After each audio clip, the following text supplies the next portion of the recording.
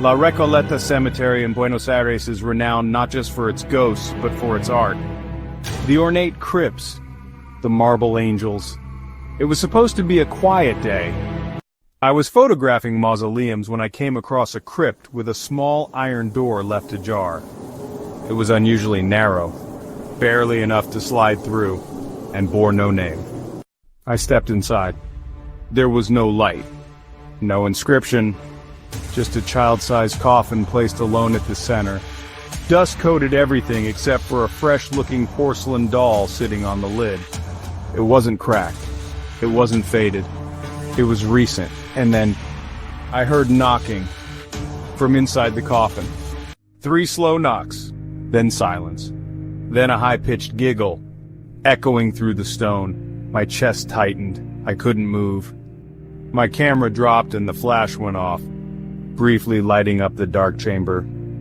In that flash I saw her, a pale little girl, sitting cross-legged beside the coffin, staring at me with glass-like eyes. The doll was now gone. I backed out, trembling, scraping my arms on the stone walls. When I turned around, she was gone. The coffin was shut. But here's the part that haunts me. When I checked the photo later, there was no girl, just the coffin.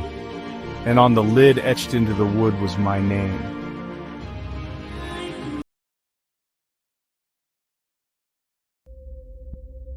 I was alone in La Recoleta, wandering near closing time. There's a certain hush that falls over the cemetery when the sun dips low. It's beautiful and oppressive, like something is holding its breath.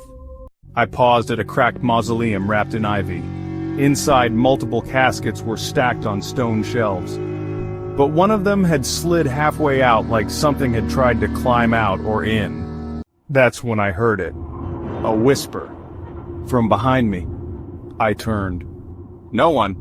I stepped closer to the tomb, and the whispering returned softer this time. Like someone reciting a prayer through gritted teeth. I leaned in. "Let me out," it said. I froze. I pulled out my phone light, aimed it inside, and the reflection from the glass casket showed a man standing directly behind me, dressed in an old priest's robe, eyes sunken, skin gray. I whipped around. Nothing, just wind. But when I looked back, the lid of the casket had fogged up, and someone had drawn a handprint on the inside. I ran. I don't remember how I found the gate, but I ran until I hit the street, gasping. That whisper still rings in my ears some nights. "Let me out."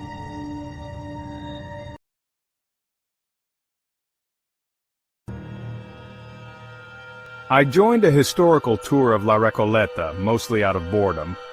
Our guide brought us to the tomb of Rufina Cambaceres, the girl buried alive. She told us how Rufina had been mistakenly declared dead, only for workers to later find scratch marks inside her coffin lid. Her final scream was supposedly heard by a groundskeeper. Everyone moved on. I lingered. That's when I saw her. A woman in a mourning veil, sitting by Rufina's tomb, hands folded, still as stone. I assumed she was a local paying respects. But something about her posture, unnatural, rigid, kept me rooted in place. I turned away for just a second. When I looked back, she was now standing inches from Rufina's tomb.